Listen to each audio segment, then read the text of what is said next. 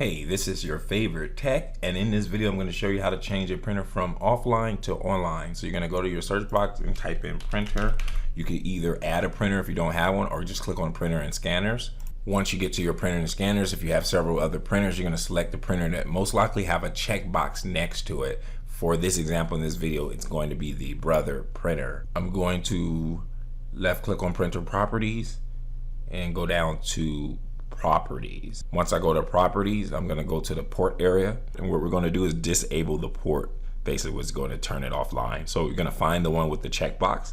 That's the TCP port for your actual printer. So make sure you just have that highlighted. And what we're going to do is click configure port, and we're going to uncheck the SMMP status enabled, which is going to take your printer offline. You just repeat this process to turn it back online. Press close, and you're all set. Keep in mind, we do tech support. If you need help, we can remote into your computer and help you with your tech problem. Just text the number on the screen or find the number in the description. Also, you can check us out at repairmystuff.net. As always, I'm your favorite tech out.